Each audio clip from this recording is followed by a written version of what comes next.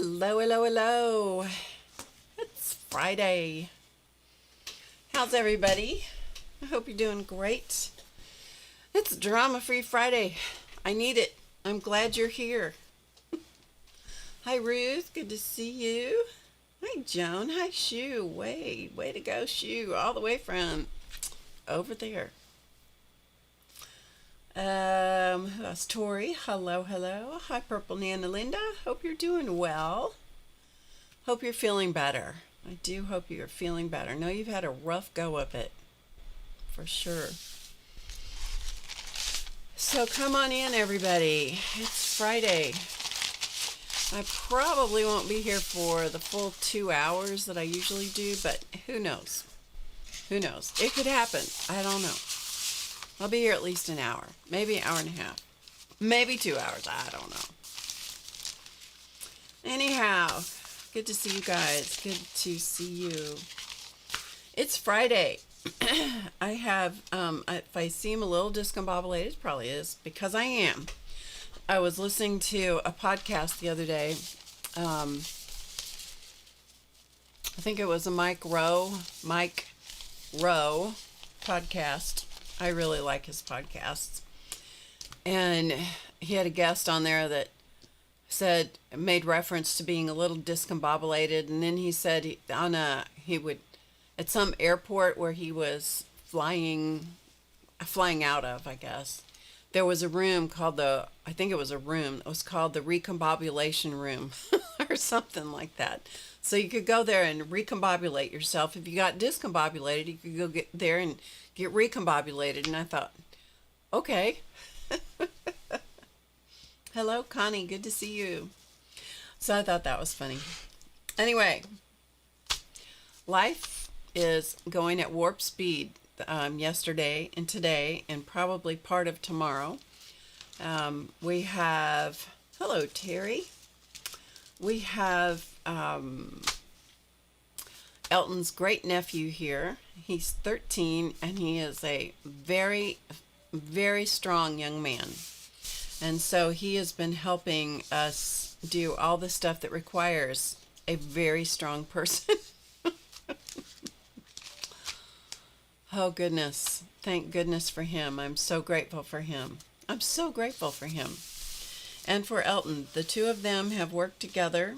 We have accomplished a lot since yesterday. Since yesterday afternoon, actually, the two of them have unloaded the attic. We have I have 3 attic spaces in that house. Look at that crooked finger. I just noticed. Look, I mean, I notice it when I look at it, but that is on screen. It's really crooked. No kidding. Bobbing along. Still lots of issues. Hang in there, Linda. I think about you frequently. I sure do.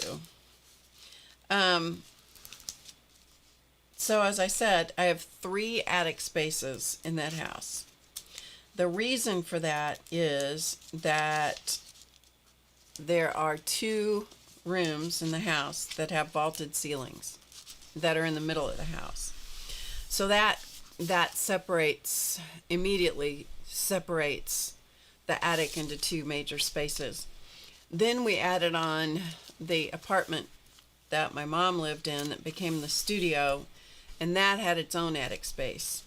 Fortunately, there's nothing up there but the furnace. Anyhow, personal problems, first world problems. But there was stuff up there, and most of it wasn't stuff I put up there. In fact, none of it was stuff I put up there. Clausman put it up there because I wouldn't go up there. You have to go up one of those pull-down staircases that, you know how they are. They pull down, and they're kind of like this. No, I don't care for that. Anyway, we got all the stuff out of the 2 attic spaces, and there was a lot more in one than I thought there was. And then I went through all of it and made decisions about it, and we got rid of a lot of it. The dumpster that's in my driveway is almost full. The one that Elton said, do you think we really need a dumpster? Yeah, that one. Uh, and then the way that this house is shaped, there is a staircase. It's a split, part of it's a split foyer. So actually, technically now it's a split level, tri-level. But where the steps are, there is space under the steps, and that's the basement. That's the storage space. And the problem with that is you have to get on your hands and knees to go in there through a little trap door. So today, great nephew pushed all the crap that was under there out. And so I was going through it and making decisions. I'm so tired of making decisions. I'm tired of that. Hi, Peggy. I'm real tired of making decisions. But anyway, they're not all done yet, but we're getting closer. So that's what I've been doing. So I don't know where they are right now. Elton and great nephew. I'm not sure where they are, but they're off doing something. And I'm here for the next hour and a half or so. And we're gonna, I don't know what we're gonna do exactly. Anyway, it's been a little cray-cray. So I thought I would show you what we did on Monday night after everything was nice and dry. We did paste papers. And I'm going to show you all of them. What I've done is I've sprayed the back of them very lightly with water. And and then I ironed them from the back side on top of paper towels. Okay? So we're going to start at the beginning. This is my test sheet where I was just testing the opacity of the colors on this one and this one. So you can see, and some of them I was testing, like what does the gold do over the top of the purple and stuff. So these are just tester sheets, but they're still usable for something, or I could put another layer of color over them. So I'm just going to go through them so you can see. This one I don't think got a second coat of paint. In fact, I'm sure it didn't. So this one could definitely use another coat of paint. You can see the difference, the depth difference between this one, which is plain, just one coat, one color. Well, it's three colors, but one application of the paste paint, and this one, which has had several. So you see the different patterning, and you can see different colors coming up, hopefully. Hey, Linda. And this one, all of the rest of these, I believe, have had multiple colors layered over each other.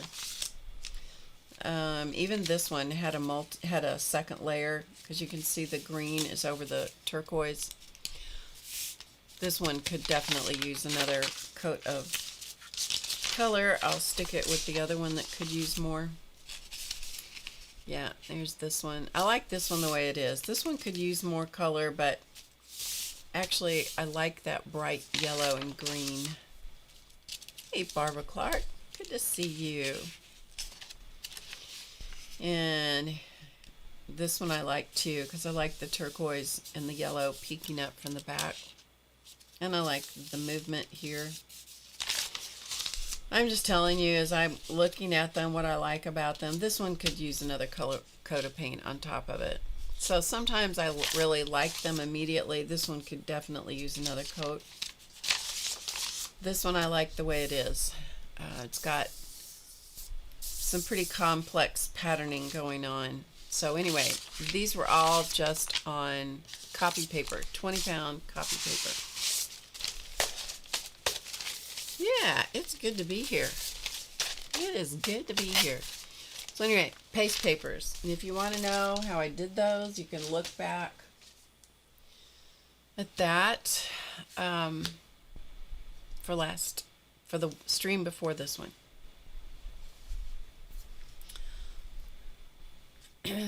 Purple with the green and yellow behind it. Yeah, I often like them with at least 3 applications of paint. 2 I can get away with sometimes and like it, but I most of the time like at least 3. So anyway, okay. I don't know if any of you have done the big clean out and downsizing of stuff in your mass of stuff, but I'm sure I'm not done downsizing. However, in my cleaning out and so forth, I found some things that I wish I could tell you who sent me these, but I don't remember. It was one of my viewers, and this was way back when I started on YouTube. And I think I got a thing from YouTube, if memory serves me, but who knows whether it really does or not. That I've been on YouTube for 11 years, and then I was on Ustream for quite a few years before that. Hey, Starla. And so this was sent to me by one of my viewers. She was in UK, and I don't know whose pattern this is. They remind me a little bit of Susan B. Anderson, but I don't have any idea if that's where this came from. And I wish I remembered who sent these to me. But this is, hey Jessica, good to see you. This is an enormous amount of work. The whole body is knitted. I mean, they are absolutely adorable. The body is knitted, the clothes are knitted, the shoes are knitted. I mean, look at there's a little hole in the pants for the tail. So cute. And this one, I know. They are adorable. And the yarn that they're made in is beautiful. Look at the little bunny tail. So the little bunny tail is knitted as well and stuffed. The little dress is totally knitted. Look at her little knitted shoes. I mean, they are so adorable. They're so adorable. And then she also sent me this one. So she knitted, I mean, really. So it was really, really fun to see that. Look, she has on a knitted undergarment. That's separate. That, I believe, is separate from the body, I think. Yeah, look, it even has a little flower on it. Yeah, see? So stinking cute. So I don't know if this is the baby of these two or what. You know how rabbits are.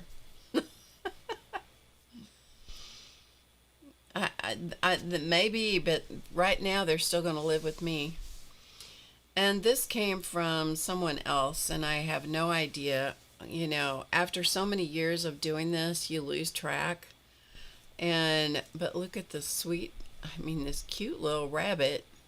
This is done in felt, and it feels like wool felt.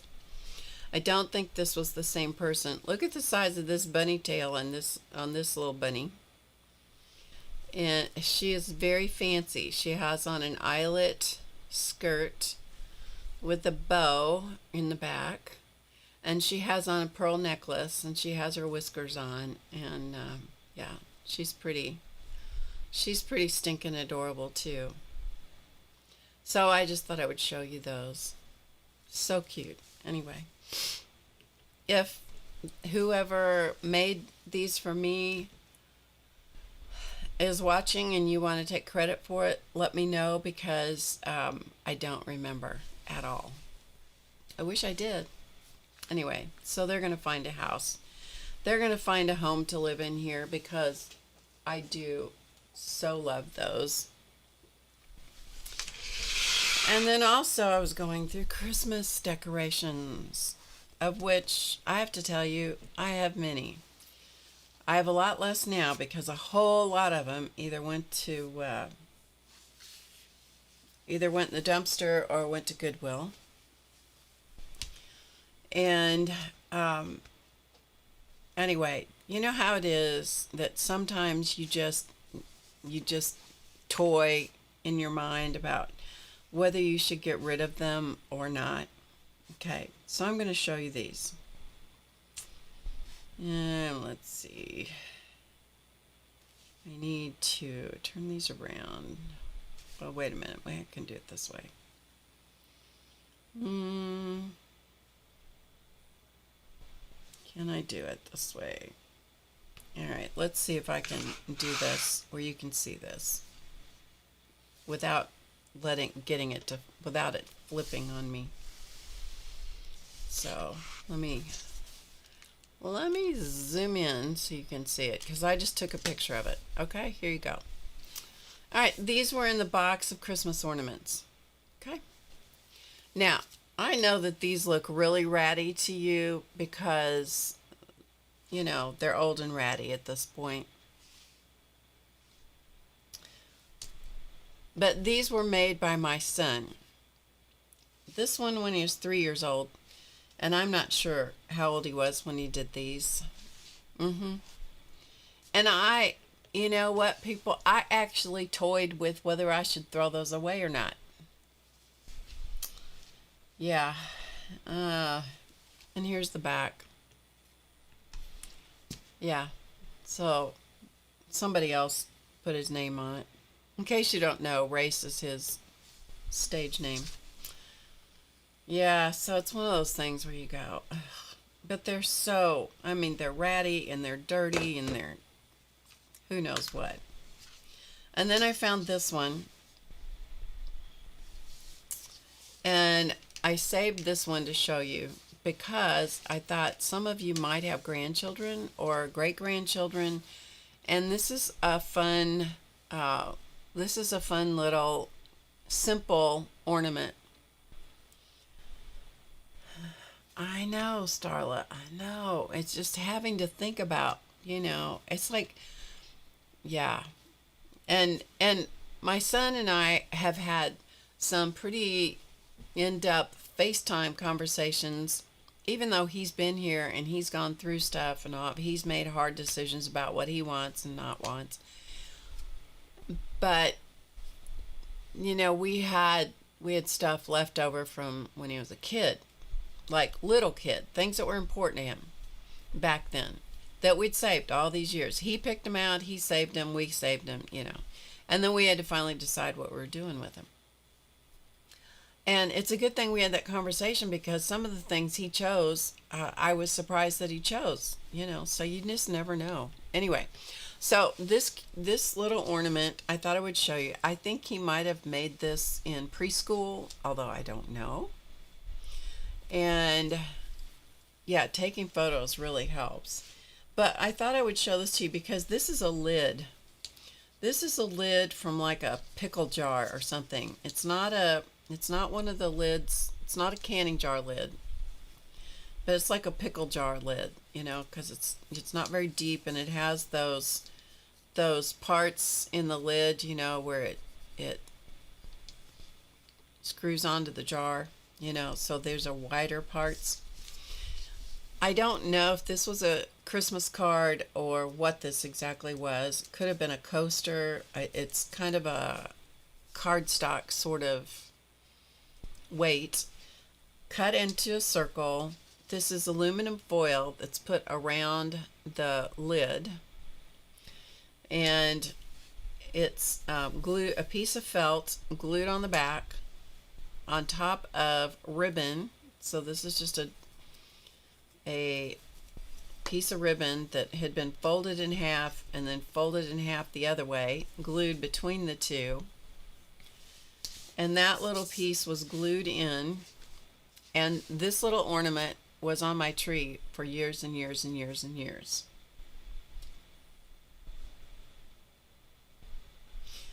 And so I just thought I would show that to you because it's a good idea if you have grandchildren, great-grandchildren, nieces, nephews, great-nieces, whatever, little kids. This is a good little project to do with them. So I just thought I'd show you that. Okay.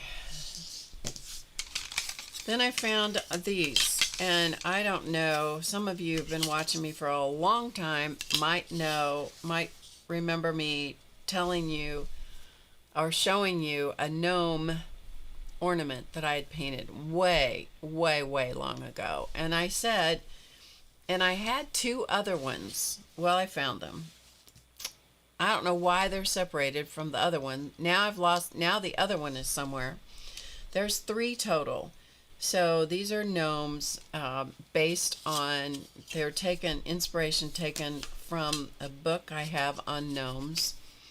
And these are done in oil paint, and these were done way, way, way, way back in the day, probably in the 70s when I did these, or early 80s. Anyway, I found them, so I thought I'd show them to you. So Mama Gnome, look how fat she is, and a jolly old Papa Gnome. But anyway, those are done in oil paint, believe it or not. These little angels, I don't know where the cutouts came from. I think that Claus Man cut these out, if memory serves me right. I have always been one who has done things in big quantities. From the time that my son was in preschool, because I would do things for his preschool classes for Christmas and stuff like that. Then he went to a private Christian school for grade school from kindergarten through 5th grade, and so it was an all-inclusive school as far as grades went, kindergarten through 12, and it wasn't a big school, but there were enough kids, not too many in each class, but there were enough kids that I couldn't do for just his class, because that might be 3 or 5 kids in his class. So I would do something for all the kids in the school. And so one year, this was 1982, as you can see. One year we did these. So these were, they're just little plywood, like 1/8-inch plywood ornaments. And I probably found the design somewhere in a book or something. So we cut those out, and then I did all the ink work. So all the black dark parts are inked using pen and ink. This was way before micron pens. This was back in the day of the dip pen. That was all you had. So I did all the ink work, which is not all that fantastic. However, you know, it passed. And then all the color is put on top of the ink with washes of oil paint and a little halo, suggestion of a halo in her hair. So you have a couple of books with these in it. Okay, then that's where it came from. Came from a book. I figured it came from somewhere, but I remember us doing a whole bunch of these. So anyway, so there's those. And then these are also oil paint. I taught oil painting. Yuck. I taught oil painting, decorative painting back in the day. This is from 1980. And this, I believe, is from a class that I believe I taught, but it's been long enough ago. I'm pretty sure that was a class I taught. Anyway, so these are glass. They're frosted glass. They're actually, the glass actually comes that way. And let's see, is that what we did? We also had a sandblaster. So there were times when we sandblasted, excuse me, we sandblasted glass to give it a frosted look, and then sometimes we used an actual frosted glass. I don't remember exactly what this one was. Anyway, it's reverse glass painting. So the ink is done first, and then this is oil paint again, is done on top of the inking. And so then you see it from the right side, so it looks frosty, because it is. Here, and speaking of frosty, here is frosty. Same thing, done on a frosted glass surface. So all the inking is done first, and then the paint on top of it. And here's another one, same thing. And these were circles that I think we cut out. I think we cut, be more accurate, Claus Man cut them out. And then he put the leading around the glass. Same process. All these were done in 1980. And as I said, I taught how people had they would come to my house, and I did a lot of decorative painting classes back then. And this was one that my mom did in one of the classes. So she didn't sign it, because you have to, if you want it to show up down here, you have to sign it before you put paint on it. Anyway, so that's kind of special that my mom did that. So there's that. So I found those and I thought, I'll show those to you. Yep, you can. It takes a long time to dry. In fact, I did, one time I had our minister at the church we were going to at the time had a clock. It was one of those, it was an antique clock with a glass, it was a mantle clock. It was probably about this so tall, probably 13 to 15 inches tall. And it had, the face at the top and some scroll work and stuff. And then the bottom of it had a glass door, and then you opened the door and you wound the clock with the key or something. There was a reason you had to open the door. The glass door on the clock was something had happened to it. I don't know if it cracked or whatever. Anyway, they had replaced the glass, but they had a picture of the original glass, and the original glass had gold leaf and all kinds of stuff on it, and they wanted me to redo it for them. And I'm like, oh, this is terrible. This is a terrible thing. Oh, thanks, Jessica. No, they're flat. They're just flat and painted. So anyway, it took me a while to figure it out, and I said, I'm not sure how this will be. And if you don't like it, it's not going to hurt my feelings. And I think that I believe I did gold leaf on that one, because that's what the original one had. It's just, some of the stuff I've done over the years, I'm like, I don't know what ever possessed me to try that. But anyway, they liked it, so it was all good. Okay, so, I don't know what we should do. I don't know what we should do. But I thought I would show you this entire, I have an entire container of unfinished projects. Here, I will show them to you. And I thought that possibly we would maybe start on one of these. Okay, this is, so you're seeing behind the scenes where I sit, but you're seeing this whole big container full of stuff that is completely unfinished, because what happens is that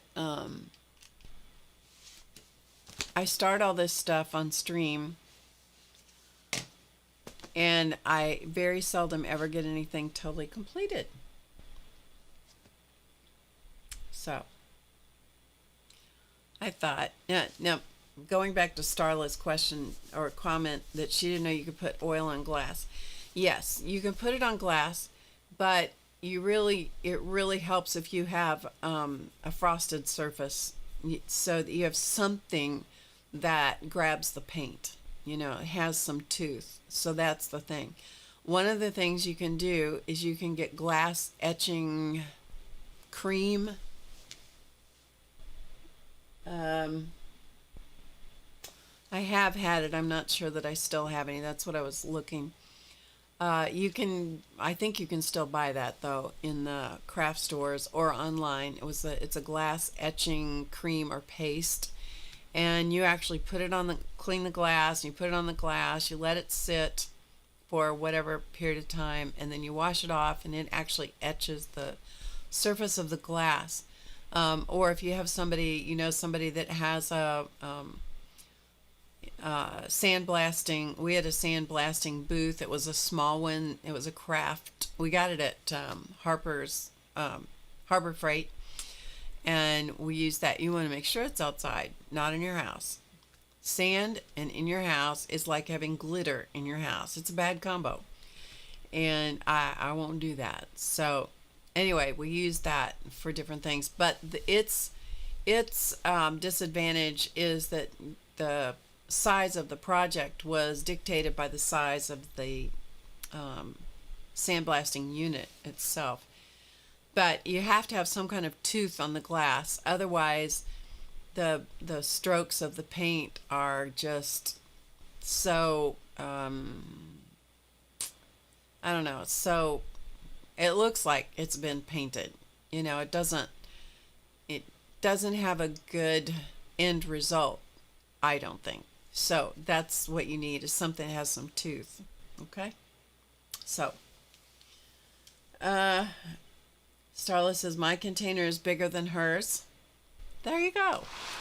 And I'm sure that I will find more as I get really settled here.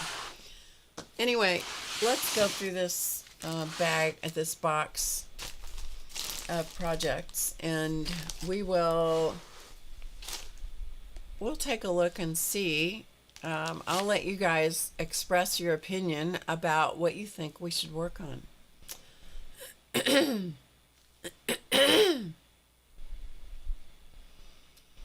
You thought you were bad, Nana? Yeah, well, you're not. I'm way worse. Okay, so let's take a look at all these, and then we'll just go through the box. And we may not actually create anything today. I don't know, but we'll make a plan. What do you think?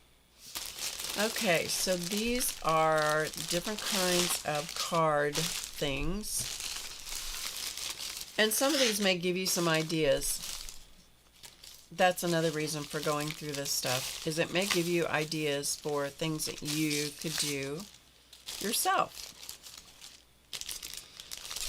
All right, let's take a look at these. All right, back in the day, and this was back in 2012. A lot of you were watching me back in 2012. I did this self-imposed assignment to do a canvas a day, and they were small. I started out with 6x8. They were the canvas boards, 6x8 size, and those I bought as many as I could find, and then I couldn't find any more, so I went to 5x7, and then I found 6x. Anyway, I had a variety, those two sizes. And then some of the time Clausman cut me some masonite, and I used those. And so that was my whole thing, was to do a canvas a day. Well, it was really more of a journal page on a canvas board, is more what it was. And so I did that, actually not for an entire year, but I did it for 180 days. So that was pretty successful. And then I took them and photographed them, or copied. Yeah, I photographed them, is what I did. And then printed them out on my inkjet printer. So this is one of the canvases, copied with a photo in the camera photo from my phone, printed out, and then glued onto black cardstock. So that's what all of these are. And these are, let me check and see, I think these are postcard size. Yeah, they're 4 by just a little less than 6. But they copied, I mean, they printed out fairly accurately, and then these haven't been put on anything. So these are postcards, because they're printed on black, or they're attached to cardstock, black cardstock. And so these are other copies of some of the other canvases. This is actually a tree that I used to go and sit under. It's this huge tree that's over 100 years old, this one.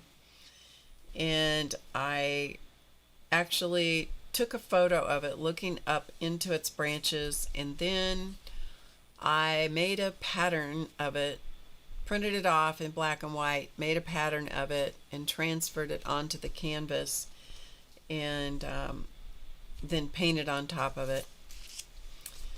This one I loved. These were old images. This is an old image from those old magazines I showed a while back. When the world says give up, hope whispers, try it one more time. I thought that was neat. Same one. Once you have it set up, then you just print out as many as you want to make card fronts or postcards or whatever. Don't take life too seriously. You'll never get out alive. This is a piece of that foam. Do I have one here? Yeah, no, I don't know. I thought I had a piece here that I could put my hand on. It's like the foam vegetable trays, or fruit trays, the ones you get in the grocery store. And you can, if they have the little curved edges on them. If you cut the edges off, you have a nice piece of foam that's easily impressed. And so that's what I did. This was a cat that I drew a long time ago. And then I just impressed. What I was going to do is I was going to make a printing plate using that foam that I had impressed with the image. Just using either a stylus or a ballpoint pen. And so I was just going to do that for my make a printing plate. So I was you can see the paint on it. So I put the paint on it, and then I was going to print with it. Except it really didn't print very well. But I really liked the end result with how the paint stuck to the printing plate. And I thought, I think I'll just use that. So I painted in the pupils of the eyes and stuck it on a canvas. Made a background, put it on the canvas. I liked it. So, yeah. This was another one. To send a letter is a good way to go somewhere without moving anything but your heart. This was all different kinds of postage and pieces of letters that I collaged into the background and then put paint and ink and stuff over. That one's already been on cardstock, and these are my instructions. It's always good to have your instructions with you, and these are just my cardstock bases. This one is taking the pieces. Hey Janice, good to see you. Hey Beth, nice to see you too.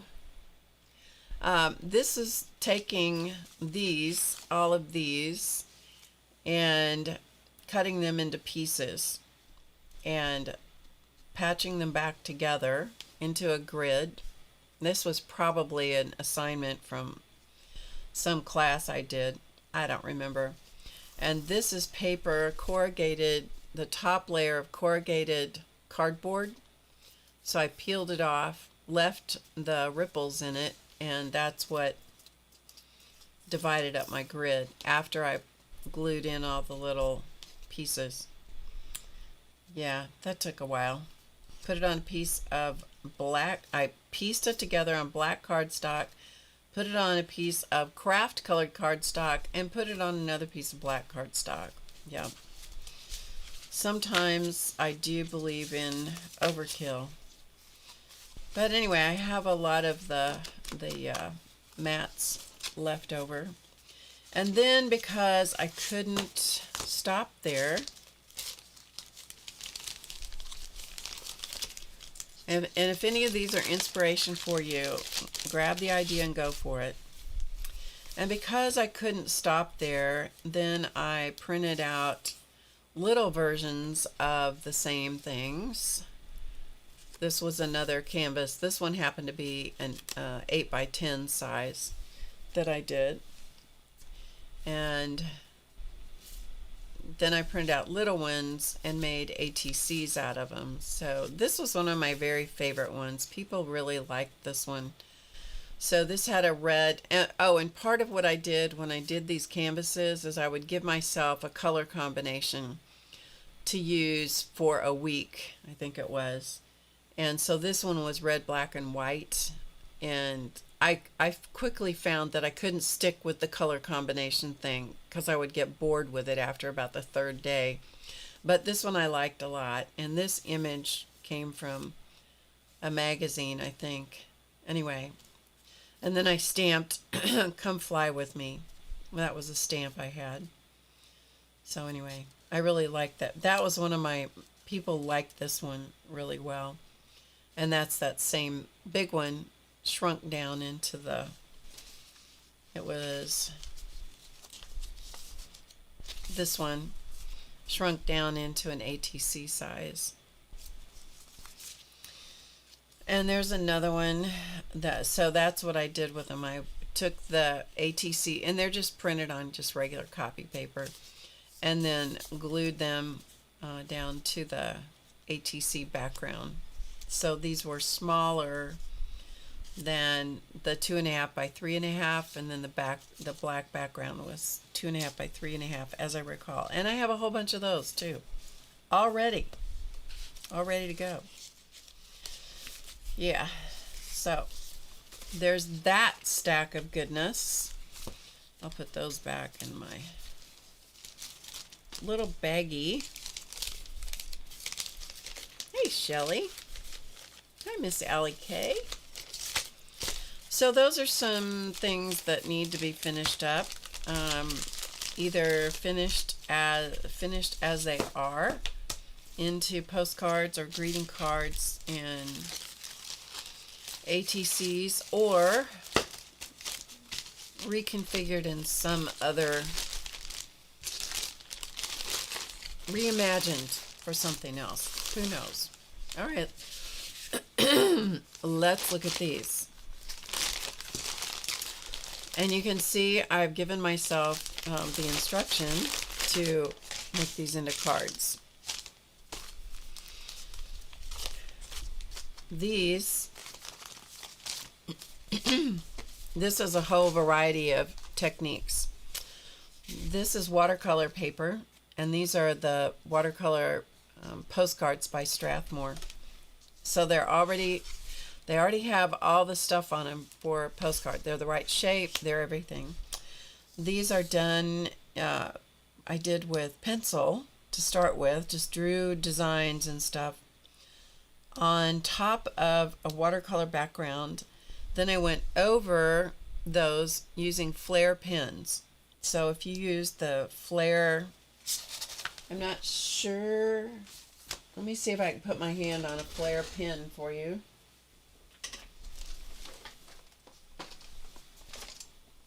Okay. These are flare pens. They're Papermate flare pens. These were super popular. Whoops. Oop. Hang on a minute.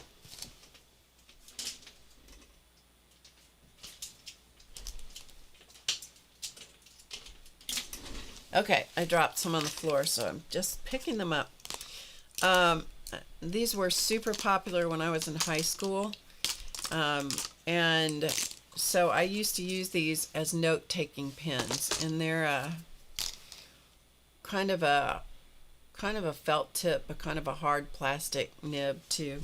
They were fairly durable. It came in a lot of colors, but you can draw the lines on those, and then spray them with water, and they'll bleed. And depending on the color, sometimes they bleed a lot, and sometimes they don't bleed a lot. So it's you know, you have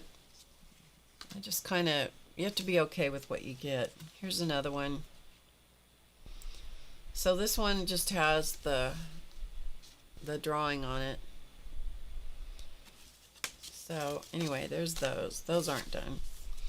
This is alcohol ink on vellum, I think. I'm pretty sure that's vellum. Alcohol ink. This was when I was playing around with flowers. This is alcohol ink on Yupo paper. More alcohol ink on heavier Yupo paper, and through a stencil.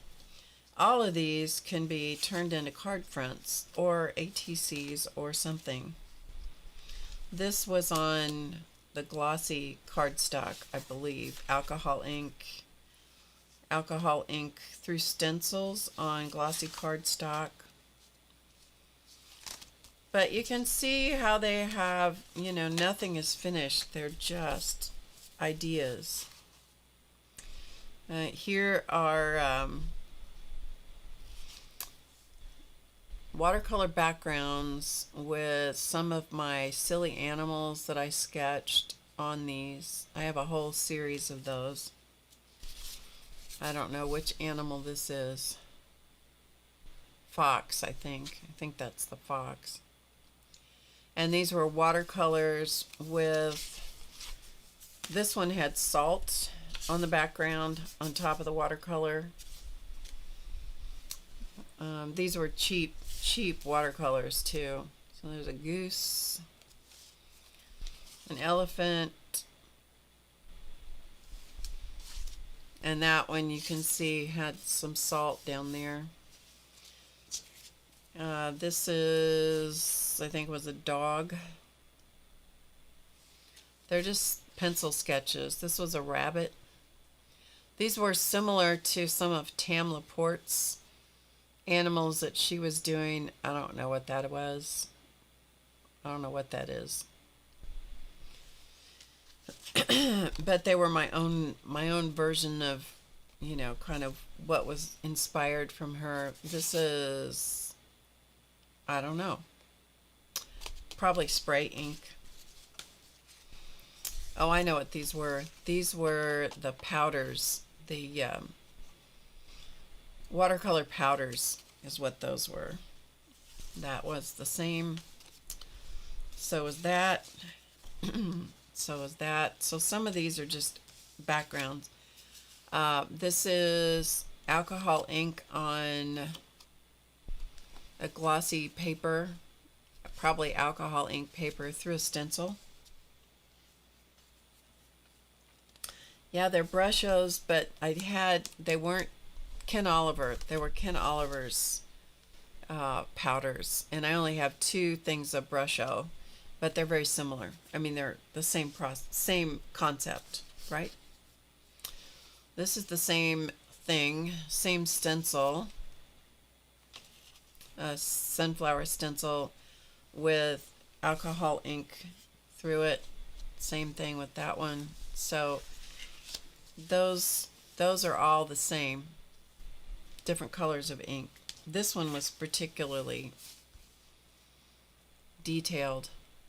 You get what you get when you do stuff with alcohol ink and stencils. This one I liked because I liked how it was just kind of ethereal. And this one is just unique just because has a lot of the metallic. So yeah, so there's that group of things that need to be made into something. All right, let's see what else we have. This is more alcohol ink through a stencil. And that's that alcohol ink glossy cardstock. Same thing on this. So that's just dropping alcohol ink down, and then when you drop the gold in the middle, it pushes out, and then you make flowers out of it. There's another one, same process. Here's more of it. These are not stencils. These are just alcohol ink being dropped onto a glossy surface, and then going back in after you have all the circles, after it sets up and you're done dropping alcohol ink on it, then you can come back in and add doodle on top of it, and then make something out of it. So I got that far. More alcohol ink. More alcohol ink. I think this was actually from a class or from a book that we did at book club one time. I think that's what that's from.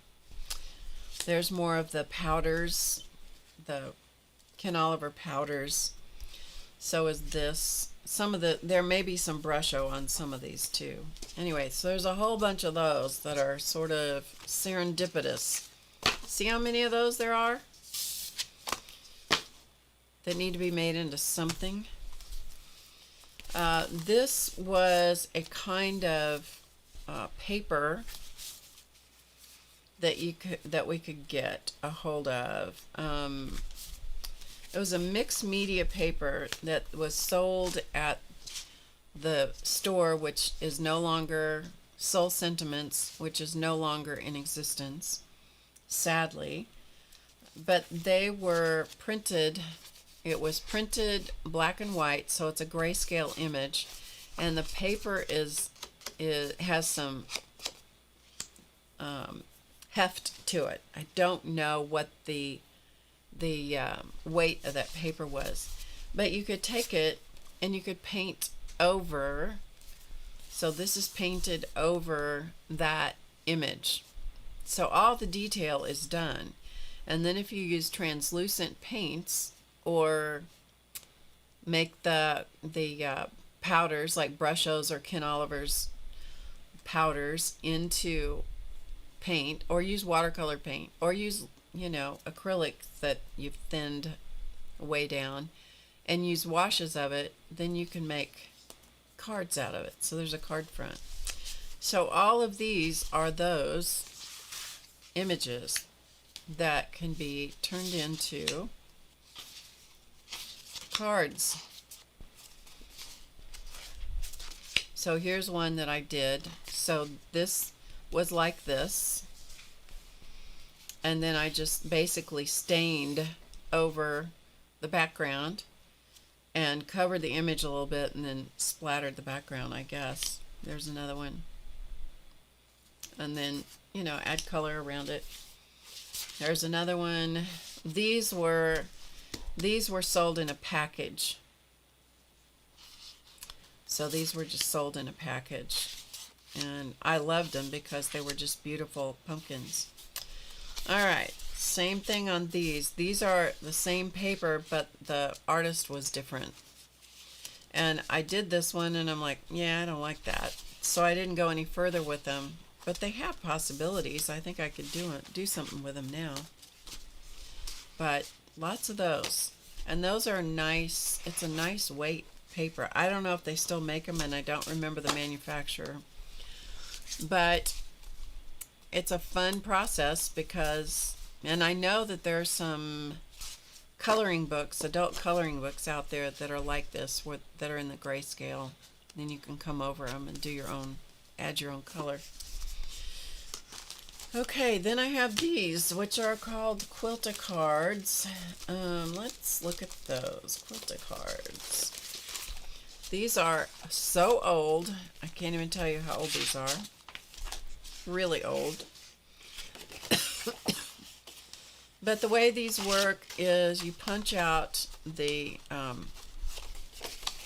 die cut, and you probably have to come in and cut the little tabs. And then you put them over, the idea behind this was you put them over fabric. Okay, you put them over fabric, and you stitched around the opening of and had the fabric. These at the post office, is that what you're asking? I don't think so. These came from the craft store. I know what you're talking about, but it's not those. The ones you're talking about, Ruth, are referencing are still in the box. Yeah, I think. We'll see. I know what you're talking about, though. So these were designed to have fabric in the opening and stitch around them, and then you glued the one side over all the mess, and then you have a card. So I decided, since I hadn't done them with fabric, I would do them with jelly prints or paste papers or something, and so I did them with paper instead. And so this is paper, and so is that. This was, I think this was paste paper, but I couldn't tell you for sure. It might have been jelly print. Anyway, so there's that. And then I took some watercolor paper, and this is one of Tim Holtz dies, the ones that are, what are they called? They're movable. You have to have a special tray for them to run through your die cutter. Movers and shapers. So this is a mover and shaper, so you can place it where you want, as long as your card is not wider than what your machine will accept. You can put it in there, put in the die, cut it out, and then you can make your own cards like these. Not the same size, but you can make your own thing. And I did a lot of those. But these are ones I have left that are the commercial ones. So there's balloons, there's a kite. Okay, so there's a kite. What else? We have hearts. I don't know. There's a bunch of those. So we still have those. We could do something with those. So those are things to make into cards, and that's what they look like. So all of this is done in fabric. What else do I have here? I have these. Let me put the flare pens away before I spill them again. Okay, these are backgrounds I made, and this is fabric.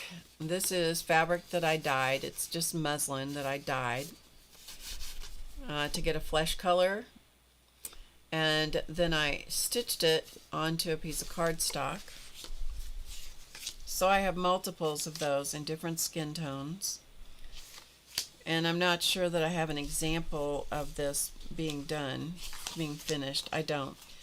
But what I did was I stamped them or drew a face on these and then made those into card fronts. And then I had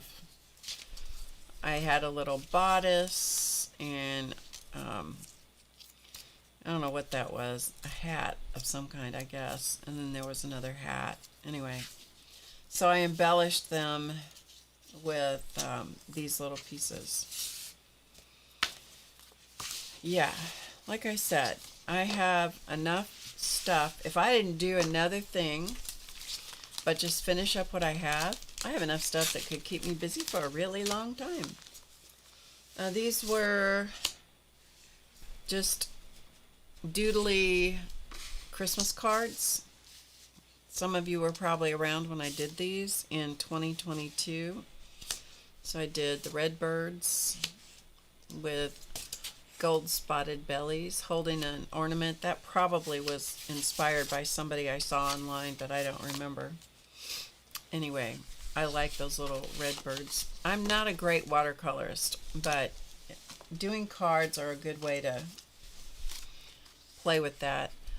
Here is a card front that needs a flower.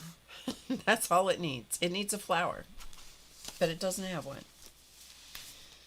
These are my flower girls that I made. These were inspired by Dee Dee Willingham's.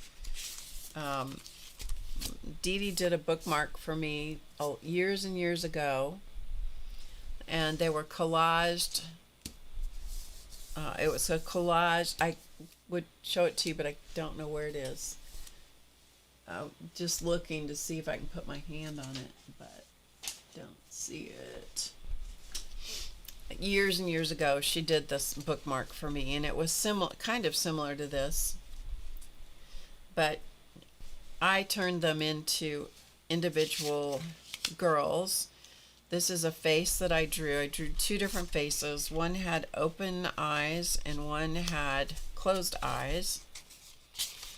And so the faces, this is the same face as this. And then I just took flower images from various catalogs, and you remember the red birds? Yeah. And so I just turned them into my flower children. And then I scanned them into the computer and I printed them out, cut them out, put them on, I printed them on cardstock. And originally I had put them on black cardstock bases, as I see, and then when I cut them out, I let the black cardstock be the outline.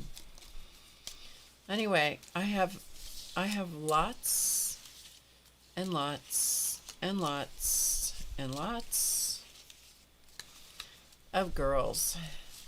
I like her a lot. I like her dress a lot. Some of them are a little wacky, you know, but I let their headdresses be, or their hair is flowers. And then sometimes my printer screwed up and didn't print right. So, for example,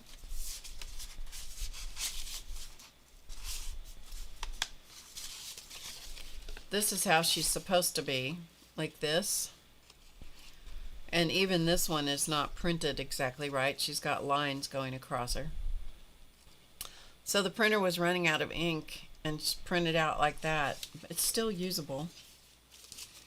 If I didn't show you what it was supposed to be, you wouldn't know, right? Anyway, I have lots of these. Lots and lots and lots. They can also be made into bookmarks, made into cards, made into any number of things. And if you don't like, I also like her. I like her a lot. I like her hair. Yeah, they're kind of like paper dolls, but they're made out of flowers. Yeah. Anyway, a ton of those. And then what I did was I put them on paste paper backgrounds. So remember those paste papers? These that we did? That's what I did. I made the mats out of. Those are paste papers just like these, cut down and made into the backgrounds, the mats for the cards. So they're put on those. So that's a use for your paste papers. Use the back, make them into pretty backgrounds for something. And this is another one where the printer screwed up. The one on the left is not accurate. The one on the right is. It was running out of whatever that was. So was this one. This was a misprint. But I'm fine using the misprints. It doesn't bother me. So we have lots of those. Well, that is why I'm putting these in here. I should do what on stream? These. I can use what I have here and make them into something. I can't do them on stream because it's actually a class. It's a VIP class, I think. But I can use what I have and make them into something. We could do that. No problem. These were, again, from a class. These were a class that I did, that I taught, and then I printed them out, and they're on sticker paper, I believe. Pretty sure. I think the back is a sticker paper. Yeah. Okay, so if we took that,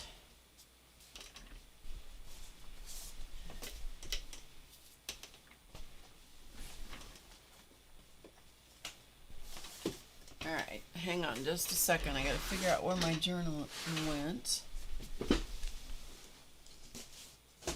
Pardon my reach. Okay, so if we took these, let's take one of each of these. And again, I printed out a ton of them to do things with. So let's say that we cut this out, which I did. I cut them, I fussy cut them out while I was watching TV or something.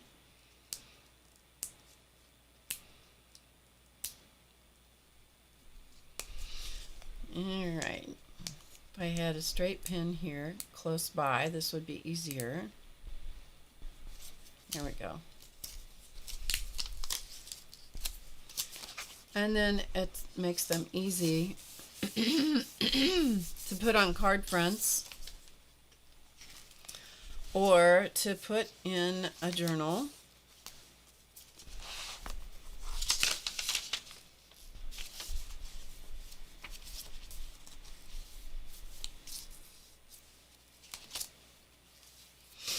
I'm just looking for a spot where we can stick this. We'll just put it here. But these were all hand drawn and they're zentangle designs.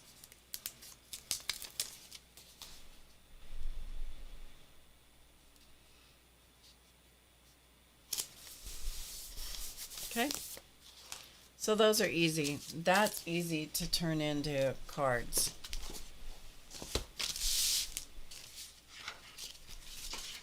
Hey, Dorothy. So we have lots of those. And what I have just shown you, all of that was in one bag that says make cards out of these.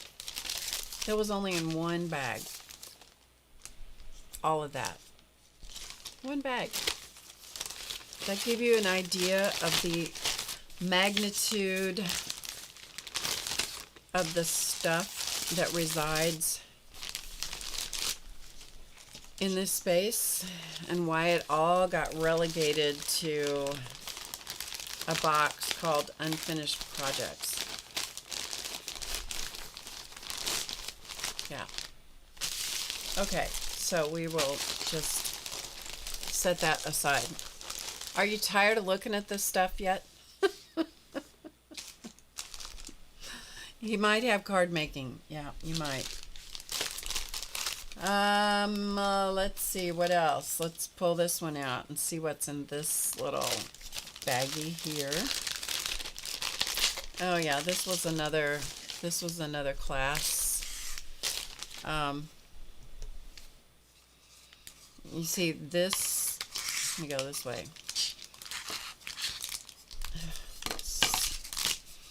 This design right here is that same design that I just showed you with the crosses and the butterflies that I put back in the bag. That's that same design. It's a zentangle design. So these were wooden things from the craft store. Wooden circles. Yes, accurately named wooden circles. And so these are just different things that you can do with wooden circles. This was collage background on top of black paint. Same thing, wooden circle. And this was one of my masks that I use all the time, and then I zentangled that. So here's more of these. These were from Hobby Lobby. So I have two of the big ones, and then I punched a hole, or drilled a hole, and I put a piece of paste paper on the back to finish it, painted it, because I really do like black, white, and red together, and made an ornament out of it. This is sari silk. So here's more of those. So there's more ideas. I do like a good circle. Hey, Brenda. I do like a good circle, I have to say. All right, let's see what this is. These are Oh, this was from a book I had. It was a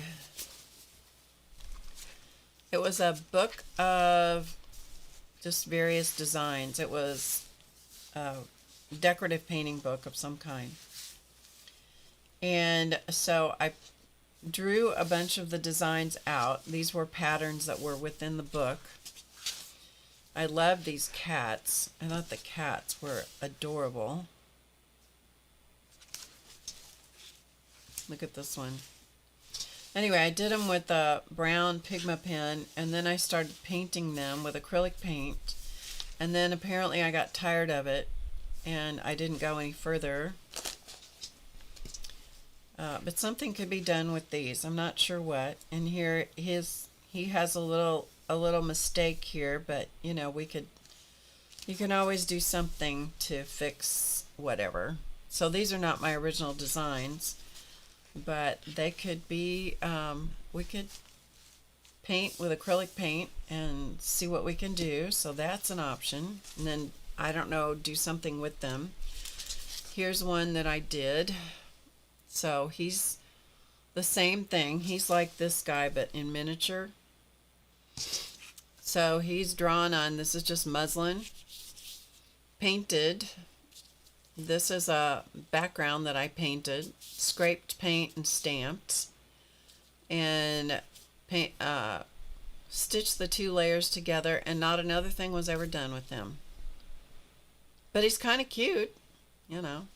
I don't know.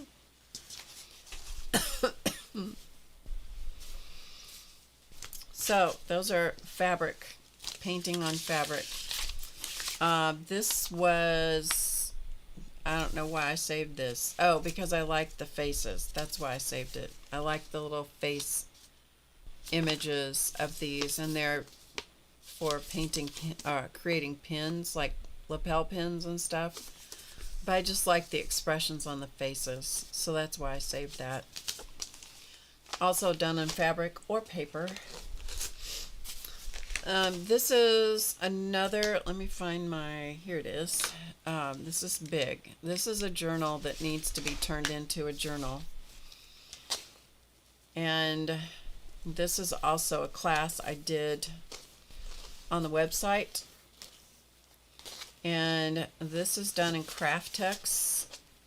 The cord is a little bit overkill. The journal closure is a little overkill, but you know, see all this? You really don't need that much. But I loved the way that this cord turned out so much I had to use it all. So this journal is, this is made in such a way that you can expand it. So this happens to be made, this is Craft Tex, in case you're not familiar with Craft Tex. I think it's still available online. But you can sew your signatures. The signatures are all of this is made with security envelopes and trash that you get in the mail. Okay? And with utilizing the, it actually goes this way, Barb. Put the dog right side up. Utilizing the windows and putting images in the windows. We've seen a big jump in party planning, so that was trash from the mail.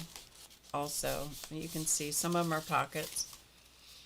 Anyway, so the book actually goes like this, but it's expandable. So once you fill up your journal, then you can just add another signature. This flap is nice and big, and so you got plenty of room to let it grow, so it becomes an expanding journal. So this is a signature ready to, yeah, Rapunzel, that's a good idea. So this is a signature that's ready to be inserted into this journal if it ever gets filled up. But as you can see, let's go through this journal and see how much has been put in it. Balloon sales are at an all-time high. This is alcohol ink, and alcohol ink on that window. Alcohol ink on the window and stamped. So more alcohol ink. This is just, I turned it into just a tag or a pocket. Same thing. This is just a little, this is foil in the background behind the window. So you have the sparkle. So more of that. More places for tags. So you can see that I've decorated a lot of the pages, but have I filled up this journal? Nope. So it's a lot of fun to do, to make a book like this, but it's ridiculous if you make a book like this and you don't use a book like this. Lots of stitching on paper, lots of alcohol ink, pockets, windows, that sort of thing. And but it's relegated to the category of unfinished projects. Can you see the spine?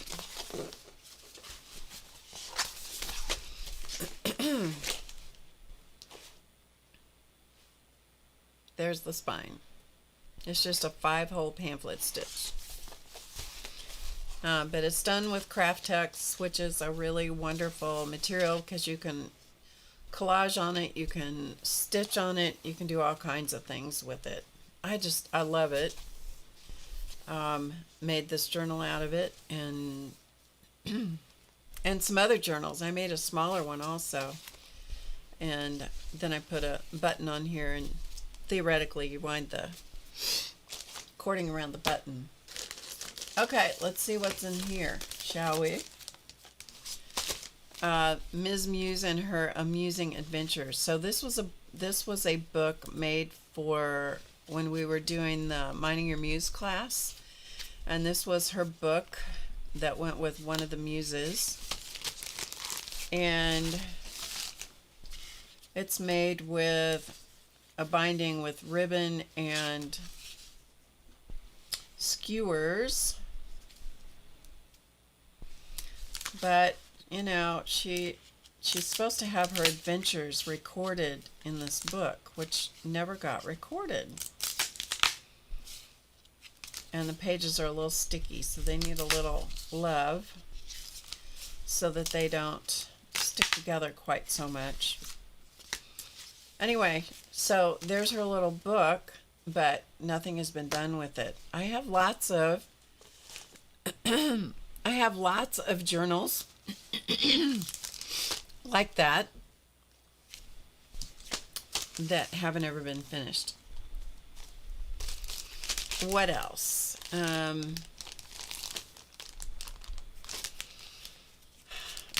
Yeah, by Joan. So then there's other journals, other little signatures in journal type things like this that you can make these and put them in your, stick them in your purse, or yeah, this is mixed media paper, so you can make these. You could put signatures, varying kinds of papers in them. You can stick them in your purse and write grocery lists or write whatever on them. And or you can take them for sketches, or take one of those little palettes of watercolor, the ones that are the papers, or the little I can't remember what they're called, but they're fan watercolors. You know, they fan out, and the watercolor is, you have a lot of color in a small space. So we have lots of those we can do. We could do those and give them away.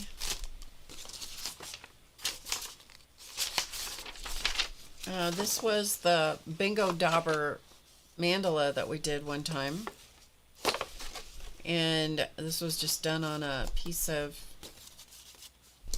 scrapbook paper with bingo daubers. and then I never did finish it. And if you do something like this and you get to this point and you're not going to finish it, then you could just cut it up and make card fronts out of that. That's a good idea too. So anyway, this is all done with bingo daubers, just the dot. Yep. What else do we have? Oh, remember when we started this? This was a bird from when we went to Colorado one time. So this was the bird, and this was when I started to paint it. So this is what I started. So this is the color image I printed off for reference. This is the one that I painted that far and didn't finish it. Like many things, it needs to be finished. Yeah, what else? What else is in here? Oh, this is another one of those. This is this. So this is what this is. That goes with that. We'll put those together. So this is that little book made with skewers like you buy in the grocery store and ribbon and cardstock. I mean, it's not even cardstock. It's those are pieces of cracker boxes. That's what those are. So the pages were pieces of cracker box. A true junk journal.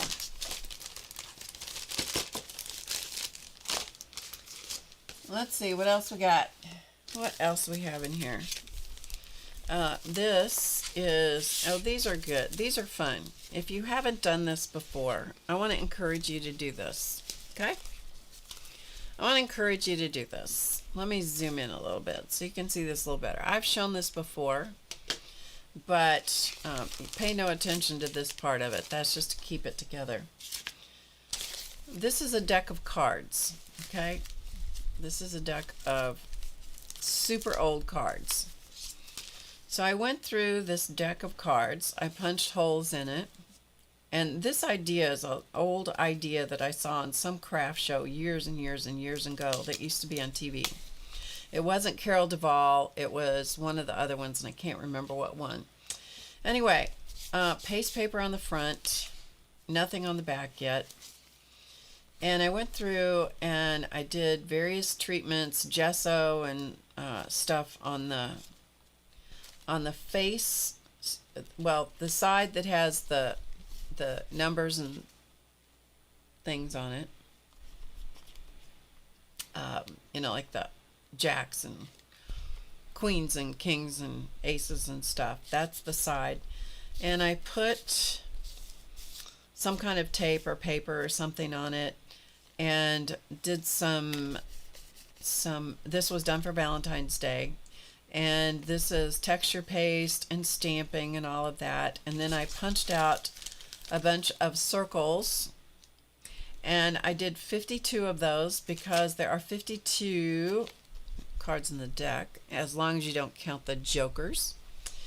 And then I wrote messages to whoever this is going to go to. And the whole thing of this is 52 reasons I love you. So what I love about you is, for example, I'm grateful for, or you can do I'm grateful for instead of I love you. I'm grateful for you. I'm grateful for your spirit. I'm grateful for your laughter, for your kindness, for your smile, for what else?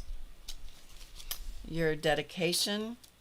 And the treatment in the background is the same for all the pages. For your hands, for your, let's see what else, your eyes, your humor, your zest for life, your steadfastness, and so forth. Okay, so I got this far, apparently. your organization. Okay, so I got this far. Didn't go any farther. I got the backgrounds done, but I haven't finished the circle part. So I connected the circles. They're all laid out and ready to glue in. And it's a really good it's a really good thing to do. 1 year, and you can see how nice and chunky and fat it gets. And it's a great, and they'll even kind of stand up on their own. So if there's one that one person likes the best, they can leave it like that, or they can flip the card every week because there's 52 of them. But 1 year I did one of these for each of my grandchildren and gave them to them, and the kids were pretty small. And one of my grandkids was kind of standoffish to us for a long time, and we went to all of his baseball games and all that kind of stuff, but he still was kind of kept to himself where we were concerned. And then that changed over time. And as he was growing up, one time he said something about this. He referenced this thing that I did for him. And I made them very individually for the 3 kids. We had 2 boys and a girl. And so I did them, tailored them to that kid. And when I did them back then, I didn't do a great job. But anyway, I did them, gave them to the kids for Valentine's Day or Christmas or whatever. And it was 52 things I liked about them, or I loved about them. And this particular grandson said to me one time, he just happened in passing to say something about how he liked that. He really liked that little card thing that I did for him. And I said, "Oh, you did?" And he goes, "Yeah." And I said, "Do you still have that?" He goes, "Oh, yeah." He said, "I read it every day." So if you think that what you do and give to someone else you may think at the time it's meaningless. Yeah, not necessarily. So my desk is getting a little overwhelmed here. Procrastinating craftinator. There you go. This is a little sample for a book that I did, or class that I did. So this is woven tissue paper that is the cover, which is made in, it's very sturdy, so this could be a little journal. It's also in the to be done book. This is a journal that needs to be turned into something. This is a cover I did. This was I don't think I did this with you guys on stream, but this was a pouch. This was a zipper pouch, and the zipper wasn't in very good shape. And so I took the zipper out, took it all apart, and turned it into a journal cover.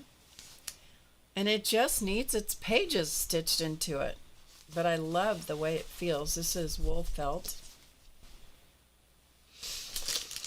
What do we have here?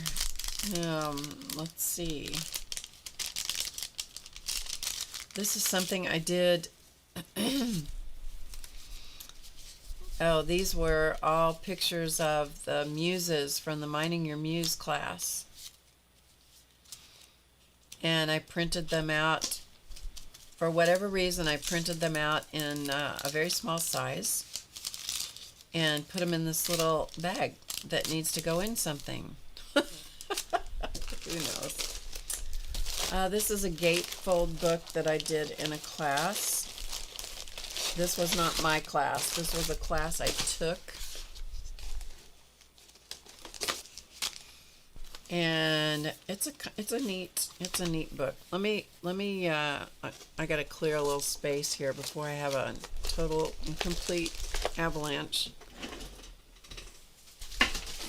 So I'll make the avalanche happen on purpose and move it to the floor. Okay. So this is a gatefold book, and so it opens. Okay, there's the front, there's the back. This is a very sturdy back. The front's very sturdy as well. So these are the backs of tablets, like watercolor tablets and things like that. Okay, so you open it up, and then you have the, you know, the accordion fan fold type spine. And in here are tags and pockets. So this is the thing that flips out.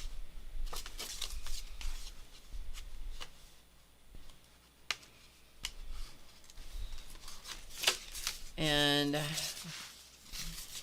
things that flip up, and so things open, things flip up, pockets for tags.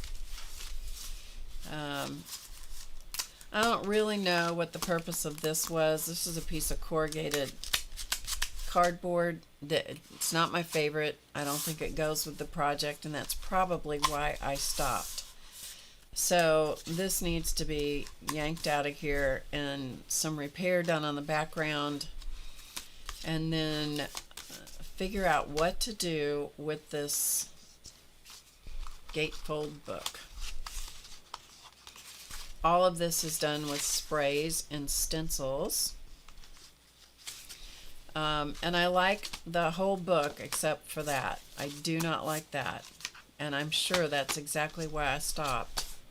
And the back hasn't been done. Anyway, it's a neat piece. You know, it's a neat book. It should be done. And this is all the stuff that goes with it. This is all the tchotchke stuff that is supposed to go with that.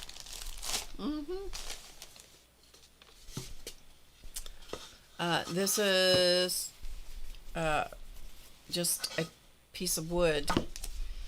This came from somewhere. I have no idea where. It's probably came from one of my old toll painting books. I don't know. So if you guys want to see how to do something on wood sometime, we can do something with that. And then this is a mandala and another mandala that I transferred onto this, I believe. This is just oh, I've got instructions in there so I can recall what I did. That's good. Put on this tote bag, and then after it was on there,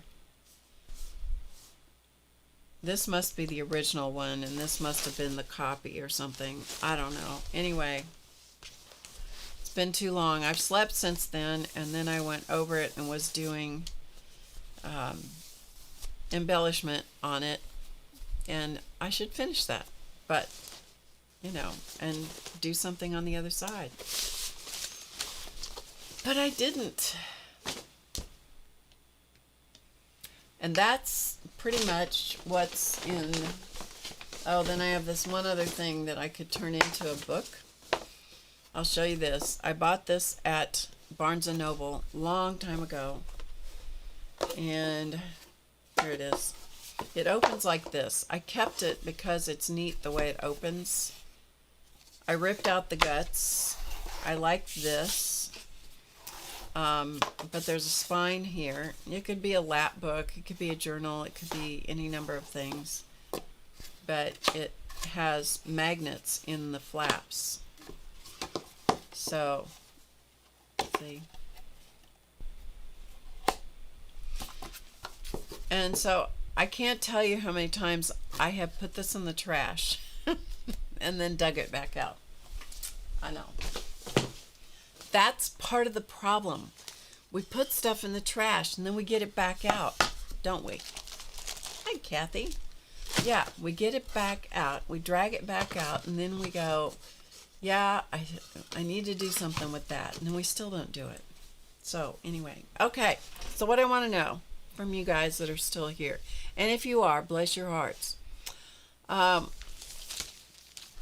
me what your number one thing is out of that whole pile of stuff that you'd like to see me possibly work on.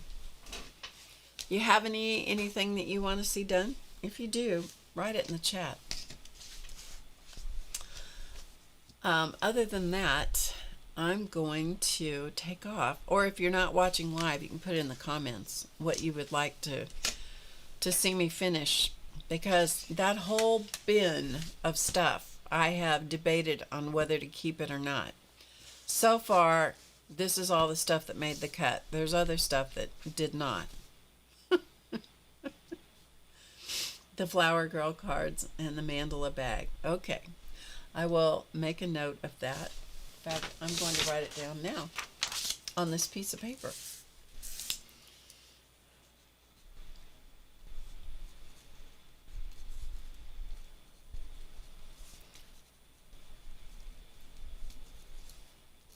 Oh, though that pin's going right in the trash because it decided it wasn't going to write anymore. The journal and the bingo dauber.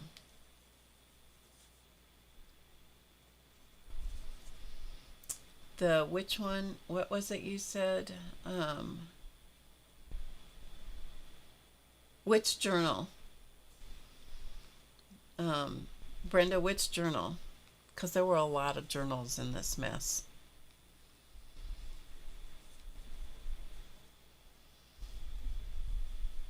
Oh, thank you, Catherine. Anything I choose? The watercolor book. The watercolor book. Yeah.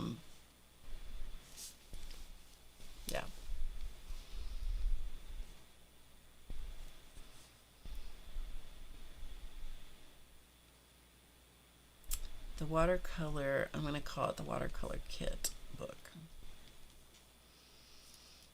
The one with the long tie. Okay. That's the Craft Text journal.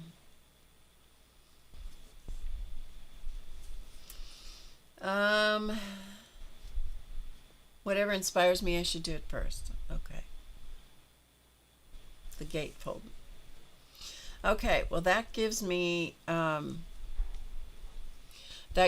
several things, some priority things, so we'll see how this goes. Monday is Memorial Day.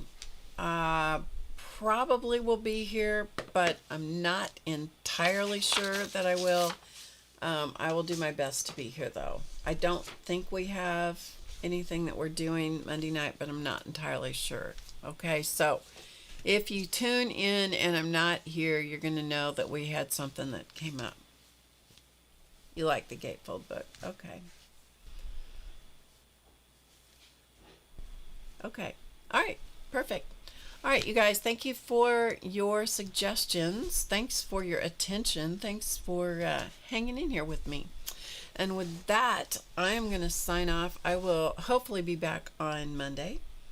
We'll see. If you've seen anything here today that you like and that you take inspiration from, enjoy it and have fun and make it your own. Do whatever you want to do with it. Make it your own. Do your own thing with it. Have fun. All right. Until I see you again, remember to get creative today, because you know it's easy. And if you don't watch it, you'll have a box just like this. I'll see you guys soon. Bye for now.